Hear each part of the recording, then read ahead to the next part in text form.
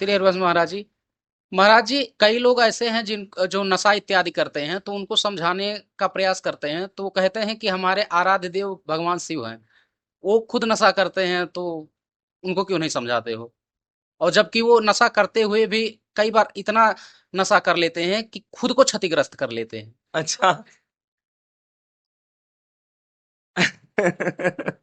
मतलब वो नशा करेंगे अपनी वासना पूर्ति के लिए और कहेंगे कि भगवान शिव नशा करते हैं। भगवान शिव कहाँ, किस शास्त्र में वर्णन है कि भगवान शिव भांग खाते हैं और भगवान शिव गांजा पीते हैं और शराब पीते हैं? कहाँ है वर्णन? ये कैसी मतलब दुर्वासना के शिकार लोग अपनी वासना पूर्ति के लिए ऐसी चीजों का मतलब उदाहरण दे करके, मतलब उसको कुतर्क करके और अपना वासना पूर्ति कर रहे हैं।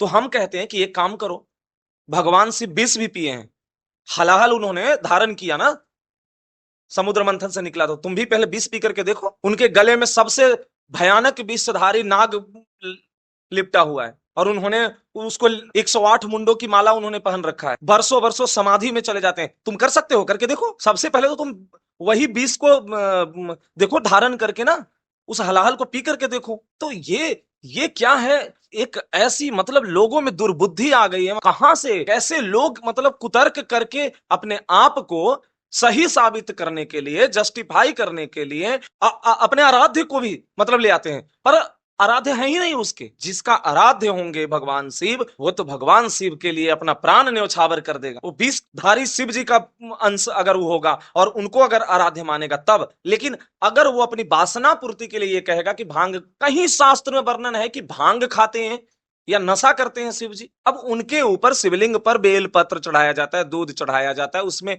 लोग भांग के फल भी चढ़ाते हैं, उसमें और भी बहुत सारी चीजें, फूल पत्र सब चढ़ता है। अब उसको तुम कह रहे हो कि वो नशा करते हैं? मतलब अपनी सनातन संस्कृति को अगर तुम बाहर से समझोगे ना, दूसरे देश से आए हुए लोगों के लिखे और समझाए हुए पर समझोगे तो यही हाल होगा। और दूसरा, वासना पूर्ति के लिए कहोगे या ऐसा तर्क कुतर्क करोगे? नहीं नहीं, ये इसमें पढ़ना भी नहीं चाहिए। ऐसे लोगों का तो जानते हो, ऐसे लोगों को निषेध करो जो इस तरीके का कुतर्क करते हो। उनके संग नहीं बैठना चाहिए।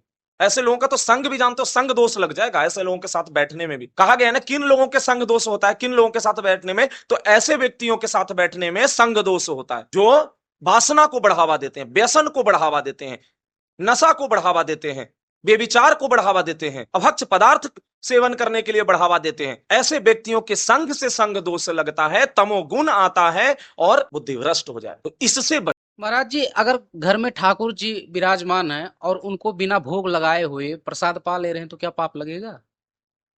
बिल्कुल पाप लगेगा, और बहुत बड़ा पाप लगेगा।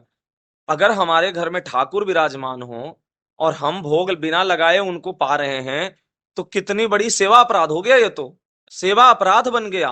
बिना ठाकुर जी के भोग लगाए अगर हम पा रहे हैं और हमारे घर में ठाकुर जी विराजमान है, तो सेवा अपराध बन गया। ऐसा कैसे है?